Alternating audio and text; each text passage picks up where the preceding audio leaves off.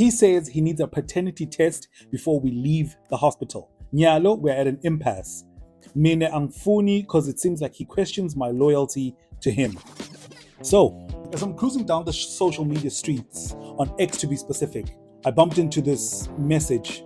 It had been shared over and over again, so I'm not even sure who the original author of it is. But it's also not the first time I've bumped into this particular conversation, but it is the first time that I actually react to it. And it says, married lady here, I'm expecting my first kid with hubby. He says he needs a paternity test before we leave the hospital. Nyalo, we're at an impasse. Mine angfuni, because it seems like he questions my loyalty to him. Double click, double click. Let's double click. Double click, double click. So, like I said, I've seen this conversation so many different times and from so many different people, but the story is the same. A woman who is certain about the status of who the father of her child is. But the father of the child just wants his own handle of certainty. And oftentimes, this then is charged down to trust. And I saw, even on this particular message, that some of the comments were from ladies who were saying, sis, go ahead and give this man his DNA test, but when the results come back, pack your bags and leave. I don't know what our modern day definition or expectation of relationships are, but trust being a currency of any relationship, in particular a romantic relationship where two strangers have come together to try and build a life together. Trust is a major currency, but also trust is not just declared. Trust is demonstrated.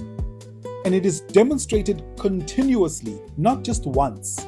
It's not a one and done. Trust is demonstrated, and it is demonstrated in various seasons throughout the lifetime of the relationship. But I think there's one perspective here that maybe some women, and I don't like to generalize, and I don't want to say all women, I want to say some women, in particular those who are showing up in the comment section of this post, some women are unwilling to consider that as a mother, you have absolute certainty that this is your child. You have carried this baby for 9 months. You felt every movement, you felt every kick, and you felt every single change.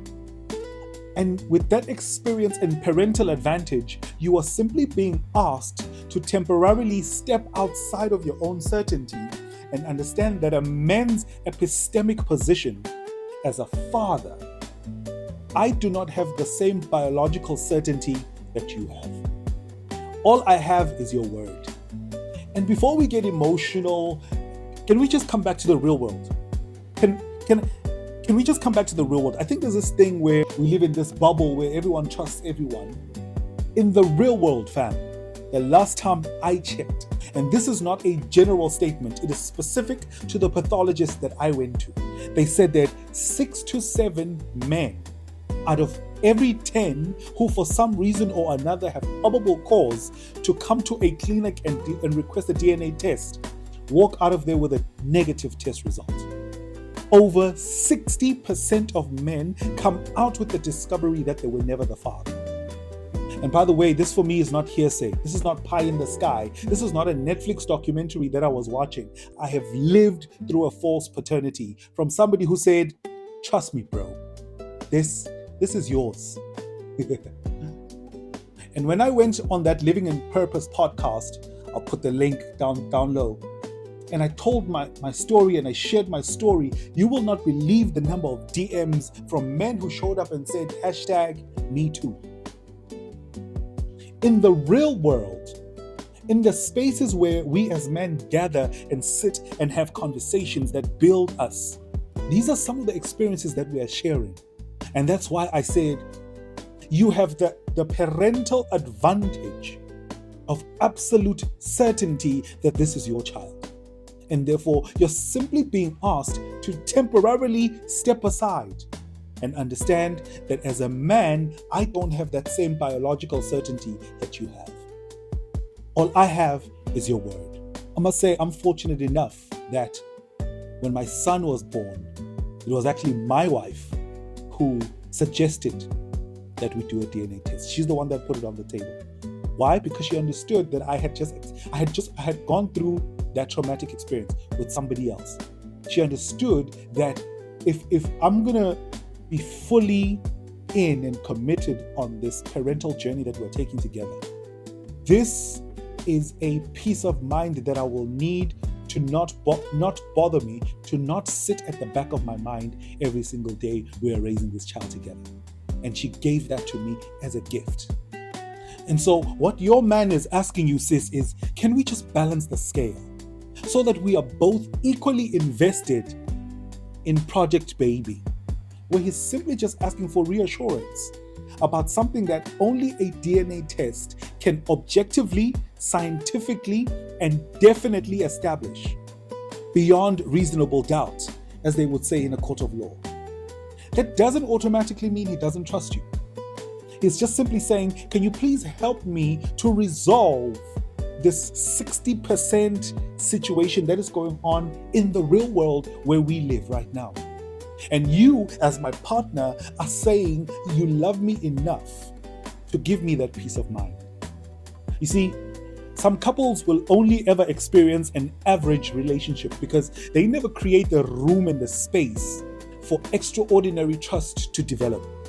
In a healthy relationship, trust is not a fixed quota. Trust is an increasing value system.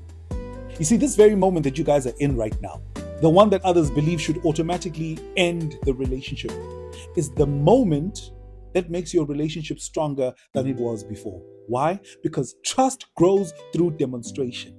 So sis, you are being invited and given the opportunity to demonstrate trust to your husband right now. And guess what? When trust increases in a relationship, so does everything else. So does intimacy, communication, partnership, the ability to take risks together. All of us are trying to live this fantasy of big goals. This is your opportunity to unlock this next chapter, this next level of trust that helps to build a family, to build an empire, and to build a legacy. Please don't fall for the trap of listening to advice from people who are always looking for the exit. There are people who are always 1 foot in and 1 foot out of any relationship. They're always waiting for the off-ramp. Short left after robot, stage. They're always waiting. And here you are in a happy, healthy, growing, and autonomous relationship. And your partner is asking you, can we take this to the next level? And trust is the catalyst. And instead of allowing for that moment to happen, some people are saying, Cece, pack your bags and leave. Don't forget, misery loves company, sis. Misery loves company. This is an opportunity to build a stronger relationship. And the strongest relationships aren't the ones that never face difficulty. They are the ones that allow those difficult moments like the one you are in right now to be the evidence that we can trust each other even more. So, ma'am, if you are certain that this child is his, you now have an opportunity to demonstrate that certainty in the most objective way possible. Trust is not just declared.